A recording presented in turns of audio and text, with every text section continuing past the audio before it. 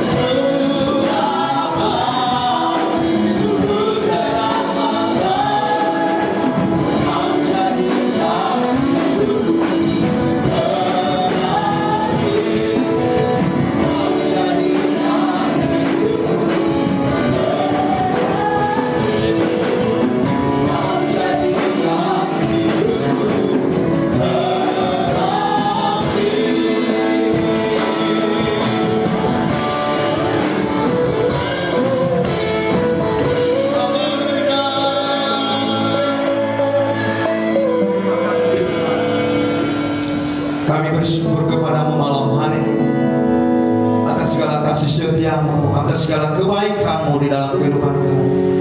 Tuhan, ampunilah segala dosa dan pelanggaran kami. Ampunilah Tuhan segala kekurangan kami, segala kelalaian kami.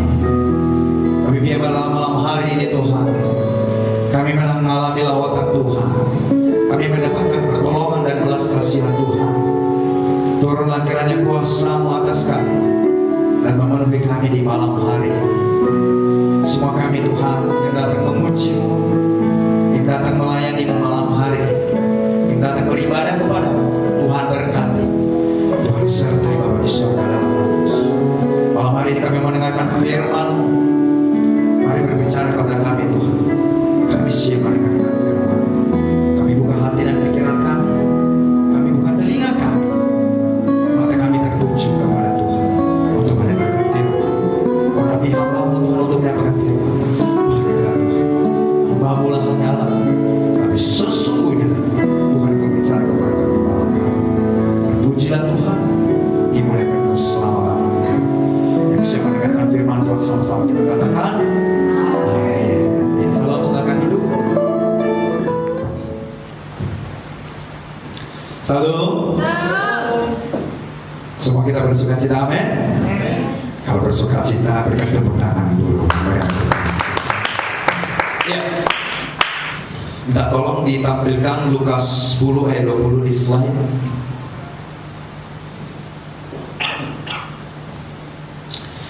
Ya, 2 minggu yang lalu kita belajar firman Tuhan tentang kerajaan Allah, amin ya.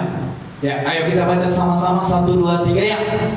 Namun demikian, janganlah bersukacita karena roh itu takluk kepadamu, tetapi bersukacitalah karena namamu ada terdaftar di surga. Amin ya. Minggu lalu kita sudah belajar firman Tuhan ini, dan malam hari ini saya akan lanjutkan kembali untuk kita ya. Katanya, namun demikian janganlah bersukacita karena roh itu takluk kepadamu, tetapi bersukacitalah karena namamu ada terdaftar di surga.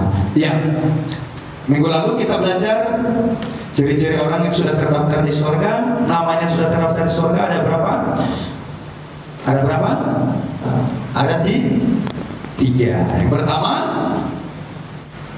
percaya Yesus, ya. Dan yang kedua hidup dalam kasih memberitakan firman, dan yang ketiga melakukan kehendak Bapa di surga. Ya. Jadi 3 itulah ciri-ciri orang yang sudah terdaftar di surga. Juga malam hari ini kita belajar, ya, siapa yang berhak masuk ke dalam kerajaan surga. Ya, ini adalah kisah murid-murid ketika mereka pulang dari pelayanan dan mereka berhasil, mereka bersukacita, bergembira dalam hal itu, dan mereka cerita kepada Yesus. Dan Yesus kasih pengharapan, penghiburan kepada mereka, ya, katanya janganlah bersukacita karena roh itu takut kepadamu, tetapi bersukacitalah karena namamu ada terdaftar di surga. Semua kita yang hadir malam hari ini, yakinkah nama kita sudah terdaftar di surga? Amin. Amin. Kalau yakin, maka mari kita koreksi. Mari kita koreksi, ya, apakah betul nama kita sudah terdaftar di surga. Nah, selanjutnya tema kita malam hari ini, siapakah yang berhak masuk ke dalam kerajaan surga? Ayo kita buka di dalam Matius 7. Matius 7 ayat 21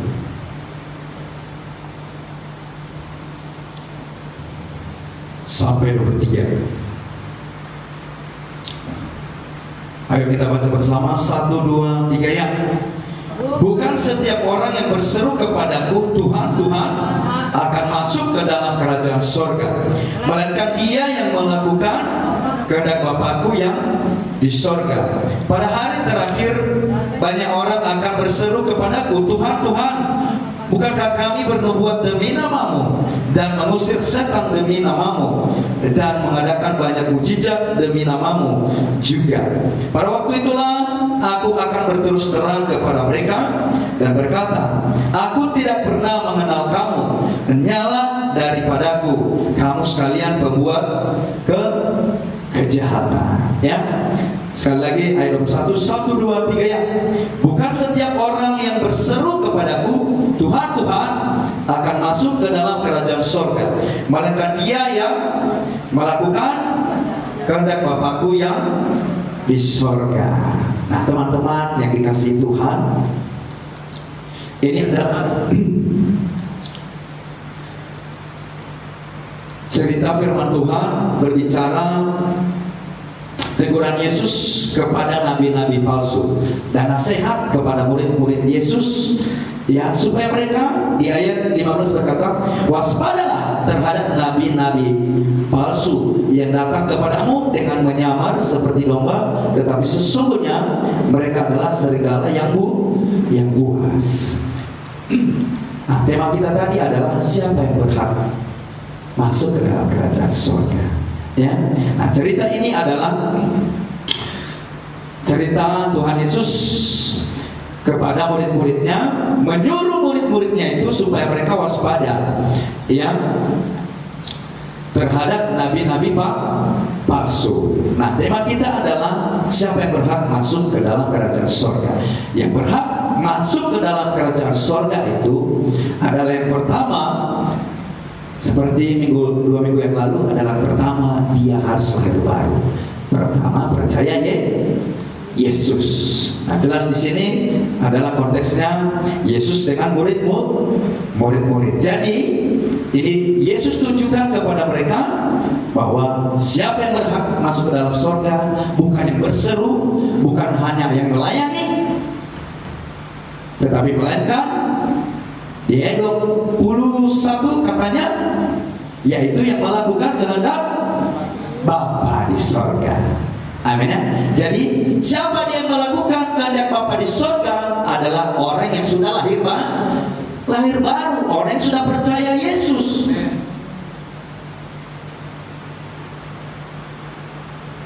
Itulah yang berhak masuk ke dalam kerajaan surga.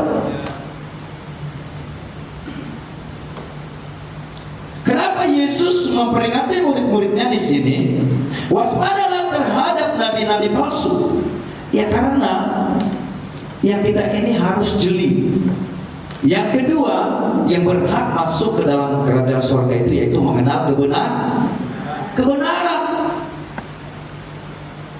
mengerti firman Tuhan. Dia tahu kebenaran. sehingga kita tidak tertipu. Maka yang berhak masuk ke dalam kerajaan surga itu adalah dia yang mengenal kebenaran. Pertama tadi apa? Lahir yaitu percaya Yesus. Yang kedua, melakukan kehendak Bapa di surga. Dan yang ketiga apa?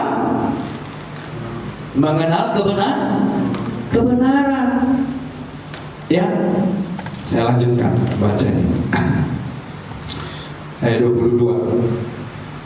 Pada hari terakhir banyak orang akan berseru kepadaku, Tuhan, Tuhan, bukankah kami berbuat demi namamu dan mengusir setan-setan demi namamu dan mengadakan banyak mujizat demi namamu juga? Pada waktu itulah aku akan berterus terang kepada mereka dan berkata, aku tidak pernah mengenal kamu, hanyalah daripadaku kamu sekalian pembuat kejahatan. Nah, yang keempat, yang berhak masuk ke dalam kerajaan surga adalah yang menjauhkan dirinya dari perbuatan-perbuatan jahat. Ya, yang mengenal kebenaran tadi, yaitu mengerti siapakah sebenarnya nabi palsu. Nabi palsu itu ya seperti yang kami pendeta, ya kan, misalnya, tapi tidak percaya Yesus. Kami melayani dengan kepentingan sendiri. Kami menyampaikan insafan-insafan manusia yang bukan berdasarkan dengan firman Tuhan. Setan juga tahu firman, tapi dia tidak percaya Yesus. Maka kita harus jeli dengan itu. Maka banyak jemaat bertanya, banyak orang percaya bertanya, sebenarnya orang yang masuk surga itu seperti apa sih? Itu ya, bingung. Karena mereka tidak jeli. Sedikit saja berbuat salah sudah merasa tertuduhnya luar biasa.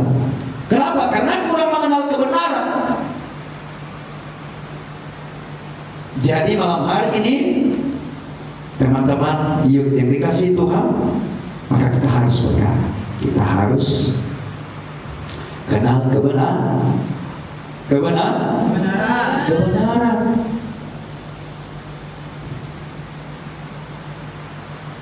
Kalau kita tidak melakukan kebenaran, kita tidak mengenal kebenaran, maka sia-sialah kita menjadi orang percaya. Tidak cukup hanya mengaku Yesus, tapi kalau kita tidak mengerti kebenaran, sama aja. Kenapa? Karena kita mengenal Yesus, otomatis kita mengenal kebenaran. Jadi buah yang kita kerjakan itu adalah firman Tuhan, kebenaran dan kebenaran. Itulah yang kita lakukan, kehendak Bapa di surga. Jadi teman-teman yang dikasihi Tuhan, hendaklah kita mengenal kebenaran. Dan yang kelima, kita buka Galatia 6. Galatia 6 ayat 16. Oh sorry, ini salah. Galatia 5 ayat 16. Makanya saat kok ikuti jalurnya kok beda. Saya bacakan aja untuk kita. Galatia 5 ayat 16. Hidup menurut daging atau roh. Maksudku ialah hiduplah oleh roh, maka kamu tidak akan menuruti keinginan daging. Sebab keinginan daging berlawanan dengan keinginan roh, dan keinginan roh berlawanan dengan keinginan daging, karena keduanya bertentangan, sehingga kamu setiap kali tidak melakukan apa yang kamu kehendaki. Akan tetapi jikalau kamu memberi dirimu dipimpin oleh roh, maka kamu tidak hidup di bawah hukum Taurat. Perbuatan daging telah nyata, yaitu percabulan, kecemaran, hawa nafsu, penyembahan berhala, sihir, perseteruan, perselisihan, iri hati, amarah, kepentingan diri sendiri, kecederaan, roh pemecah, kedengkian, kemabukan, pesta pora dan sebagainya. Terhadap semuanya itu kuperingatkan kamu seperti yang telah kubuat dahulu, bahwa barang siapa melakukan hal-hal yang demikian, ia tidak akan mendapat bagian dalam kerajaan Allah. Tetapi buah roh ialah kasih, sukacita, damai sejahtera, kesabaran, kemurahan, kebaikan, kesetiaan, kelemah lembutan, penguasaan diri. Tidak ada hukum yang menentang hal-hal itu. Barang siapa menjadi milik Kristus Yesus, ia telah menyalibkan daging dengan segala hawa nafsu dan keinginannya. Jikalau kita hidup oleh roh, baiklah hidup kita juga dipimpin oleh roh. Dan janganlah kita gila hormat, janganlah kita saling menantang dan saling mendengki. Jadi yang kelima adalah hidup memberi buah. Buahnya apa? Yaitu buah roh. Dan yang terakhir, meninggalkan perbuatan daging. Perbuatan daging itu di ayat 19 sampai 21. Dan berkata di situ bahwa semua perbuatan itu kalau ada dalam diri kita, sekalipun kita percaya sama Yesus, maka kita tidak berhak masuk ke dalam kerajaan surga. Kita tidak dapat bagian dalam kerajaan surga. Amin. Amin. Jadi yang berhak masuk ke dalam kerajaan surga itu ciri-cirinya di dalam karakternya. Di ayat 22, dia memiliki buah kebenaran, yaitu buah roh. Amin ya. Apa buah roh itu?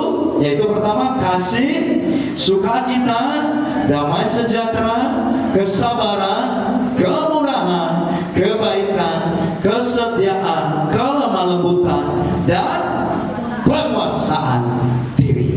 Itulah ciri-ciri dan karakter yang harus kita kuasai, yang ada dalam diri kita sebagai orang yang telah percaya kepada Yesus, agar kita mampu bisa melakukan kehendak Bapa kita di surga, yaitu percaya kepada Yesus dan disertai dengan buah roh. Inilah yang harus kita kerjakan setiap hari di dalam hidup kita, mencerminkan bahwa kita adalah anggota kerajaan surga, yaitu memancarkan sinar kemuliaan Tuhan melalui 9 buah roh ini. Apa itu 9 tadi? Yang pertama, kasih, sukacita, damai sejahtera, kesabaran, kemurahan, kebaikan, kesetiaan, kelemah lembutan, dan penguasaan diri. 9 inilah yang harus kita terapkan di dalam diri kita, yang harus kita tunjukkan ke dunia bahwa kita adalah orang yang sudah mewarisi kerajaan surga. Amin. Amin. Terus, barang siapa yang menjadi milik Kristus Yesus, ia telah menyalibkan daging dengan segala hawa nafsu dan keinginannya. Jikalau kita hidup oleh roh, baiklah hidup kita juga dipimpin oleh roh. Jadi kerja keras kita setiap hari adalah menyalibkan perbuatan daging kita dan menghancurkan segala ego kita, sehingga kita bukan lagi hidup untuk diri kita sendiri, melainkan kita hidup untuk kerajaan surga, sehingga nama Tuhan dimuliakan dalam kehidupan kita. Maka kita akan mengerjakan keselamatan kita mengikuti perintah Tuhan. Apa perintah Tuhan dalam hidup kita? Yaitu di Matius berapa? Matius berapa? Matius 28 ayat 19 dan 20. Apa isinya? Pergilah, jadikanlah semua bangsa menjadi muridku. Amin ya. Kita akan pergi memberitakan Injil, melaksanakan perintah Tuhan, karena kita adalah warga negara surga. Itulah tugas kita. Itulah pekerjaan kita sebagai anak-anak Tuhan, yaitu memberitakan Injil sebagai bukti bahwa kita berhak masuk ke dalam kerajaan surga. malam hari ini setelah kita belajar firman Tuhan, apakah kita yakin dan percaya bahwa kita akan masuk surga? Amin. Sekali lagi saya tanya, apakah kita yakin bahwa kita hadir malam hari ini, yakinkah kita berhak masuk ke dalam kerajaan surga? Amin. Nah, kalau yakin, mari kita kerjakan keselamatan kita. Aktifkanlah bom baru di dalam diri kita. Lakukanlah kebenaran dan cintailah firman Tuhan, cintailah ibadah, cintailah rumah Tuhan. Tunjukkan, buktikan ke dunia bahwa kamu sudah menerima kuasa kerajaan surga. Bersukacitalah di dalam itu. Lakukanlah kebenaran sampai nama Tuhan dimuliakan. Amin ya? Amin. Ya, itu saja firman Tuhan untuk kita malam hari ini. Saya tidak memperpanjangkannya.